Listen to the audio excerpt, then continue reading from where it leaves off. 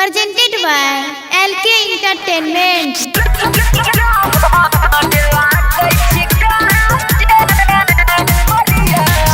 Sachin Recording Studio, Saharsa.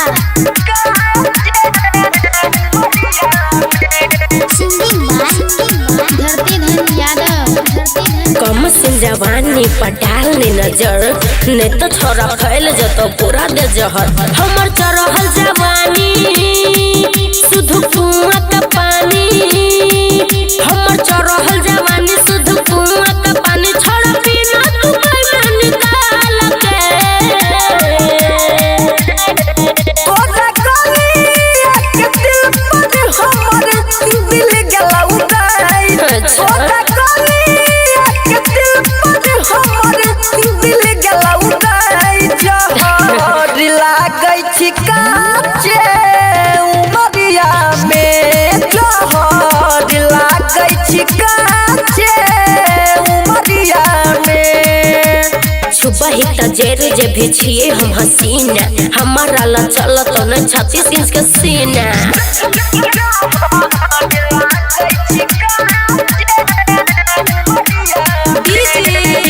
Sachin Recording Studio, Saharsa.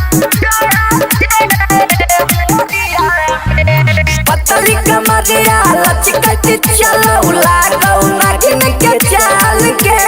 अच्छा तो खनी बैठ के रही है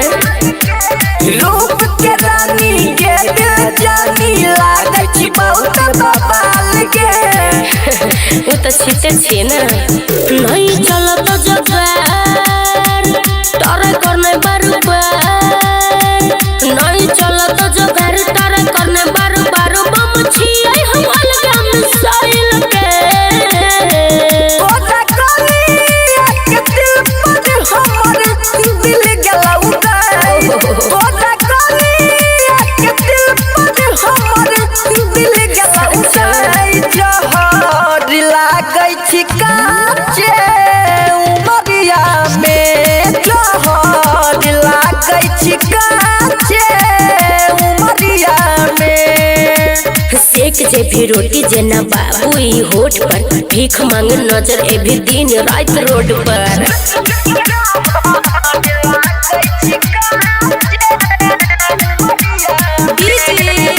Sachin Recording Studio, Saharsa. अखिया नसीली ओठ रसीली कपड़ा लगावे कभी तके अच्छा तो तोरा की अच्छा ती पड़े छो राइटर कृष्णा धरती धन पीछा में छोड़ता अंकित के हमर खेबे लोग सट न रहत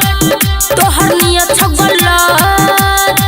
सुमन सोना सन सट तोहर नियत छगलत तर पाए भी न रहता घर में कोरा कली एक दिल पर हमर दिल गला उठाई कोरा कली एक दिल पर हमर दिल गला उठाई जहर लागै छी काचे उमरिया में जहर लागै छी काचे उमरिया में नहीं मन भी तो चल बाबू बन जो लभर पूरा कर दियो सब इच्छा तोहर चल Mix by Siku Sawaria.